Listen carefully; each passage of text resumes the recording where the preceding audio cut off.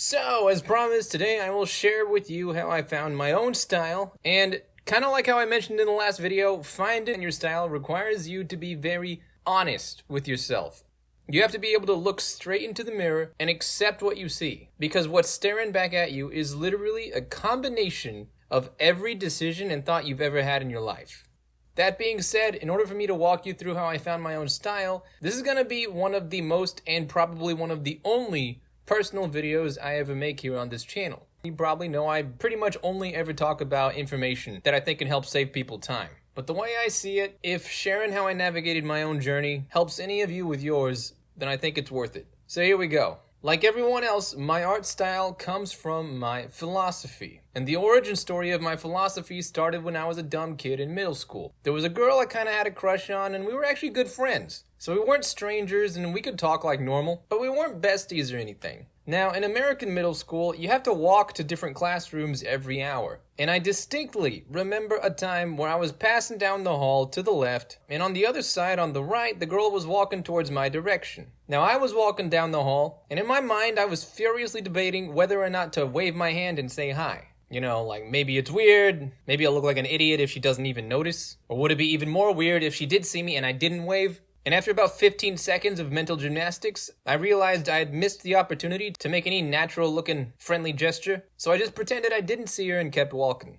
And just as we passed each other, on the last second, out of the corner of my eye, I saw her pause, look straight at me, realizing it was me, but she also knew it was kind of too late for her to say hi without looking weird. So she just turned and kept walking, pretending not to see me. I'm not sure exactly why, but this moment really stuck with me for the rest of my life. Even though nothing wrong happened, we didn't get into a fight, there was no argument, and I'm 100% sure that nobody else even noticed or even thinks about this memory any more than me. But in that moment, I deeply regretted not even trying to wave and say hi, especially knowing that she was perfectly ready to say hi back. And from that day forward, I promised myself that the next time I'm debating whether or not to have the courage to do something, instead, I'm just going to ask myself, would I regret not doing it? And if the answer is yes, then I just force myself to do it regardless of how I feel. And from that moment, largely, this is still how I operate today. I've been through a lot in life, and I probably got a long way to go, but one thing that I don't have a lot of is regret. Because when it came to everything that I really cared about or wanted to do, when you know you did your best and things still don't work out, it's okay. Because you don't have to wonder, what would have happened if I had really tried? So when things happen, they happen. I don't have to feel bad about it.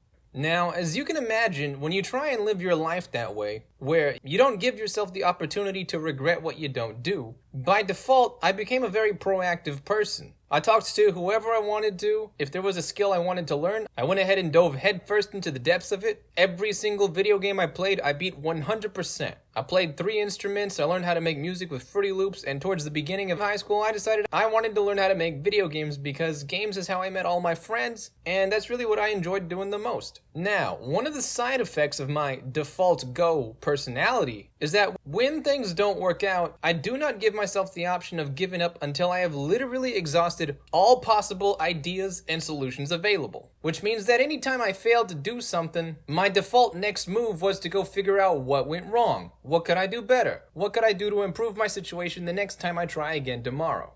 And video game development specifically forced me to become a very pragmatic person. It was hard and it was definitely kicking my ass because I was struggling with 3D modeling and animation so much, and I hadn't even gotten to learn programming yet. It was really getting so hard to find time to do everything necessary to complete the project. But like I said, giving up was not an option for me, so instead I found ways to prioritize the most important things first. And then with whatever remaining time and resources I had, just do whatever I could to wrap up things coherently. Now, I didn't realize that there was actually a term for this strategy in the business world, but today we call this the MVP mentality, which stands for the minimum viable product. My strategy for most things in life was to get the core gameplay done first, and then with whatever time I had left, figure out what the minimum viable product needed to be for the graphics, for the music, for the animation, and etc.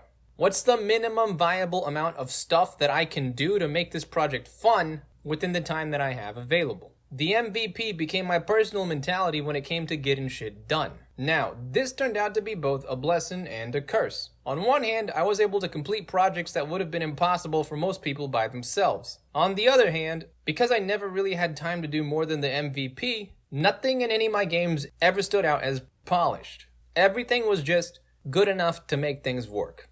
And the reason that this was important to understand is because this mentality and philosophy is essentially how my art style was formed. See, my art was never polished. I never had time to do that. I would always end up just doing enough for the player to get the idea of what the character was meant to be, and then move on to the next character. The textures were subtle at best, because almost all the time I had was simply spent modeling the shapes of each character. And the textures and colors that I did use were usually just to try and convey extra information to the player on where they needed to focus their attention. Things like where they need to go, or where the enemy's weak spots are.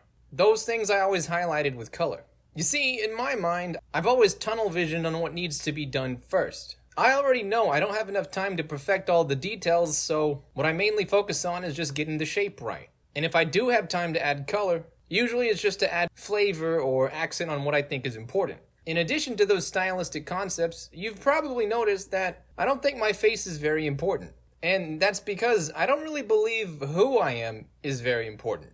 The way I see myself and my identity is the sum of my actions. And maybe this is why most of my favorite games tended to have faceless protagonists, or voiceless protagonists. For me, Link's words were never important. Master Chief's face was never important. The feelings of the Raven and Armored Core were never important to me. What was important to me is what they do. It's their actions that define them. And I think in my life, I've found that to be pretty true. You are what you do. You're the 3D guy. You're the animator guy. You're the car guy. You're the accountant guy. You're the marketing guy. You're the sniper guy. You're the rocket launcher guy. Or the tank. I've found that I personally identify most people through their actions. And that's also how I identify myself. There's a reason why I don't show my face on YouTube. And it's not because I'm embarrassed. It's really just because I don't think it matters. Nobody comes to my channel to see me. People come here because it has information they need. Who I am doesn't matter. What matters is whether the information I provide is useful or not. So it makes a lot of sense when you look at my art, or you look at the art that I collect. There's not a lot of faces, and there's not a lot of detail. It's more abstract, kind of rough draft shapes. But the shapes are always distinct and easily identifiable. There is color, but it's usually done sparingly to highlight the important stuff or give accents to specific areas. But the color is never the main focus of the image. It's always complementing the shape and helping direct the eyes in some way or form. And of course, this doesn't mean that I only enjoy this kind of art style. I absolutely love other styles like Van Gogh, or Art Nouveau, or even things like brutalism when it comes to designing anime characters. But when it honestly comes to my default, my natural style, then it usually looks something like this. It's faceless, unpolished, rough, maybe a bit harsh, but it gets the job done, and it gets the point across, which is usually my goal in life. So that's how my art style came to be. I spent a lot of time thinking about it and why it is the way it is, but the more I thought about it, the more I realized it's kind of just a byproduct of who I am and how I operate. And if you're on this same journey, I appreciate you taking your time to watch to the end of the video. And feel free to drop a comment sharing any ideas you have about introspecting your own style. How do you think your life has ended up shaping your style? Leave a comment down below. I'd love to hear your thoughts. But regardless, as always, I hope that helps. And of course, I hope you have a fantastic day, and I'll see you around.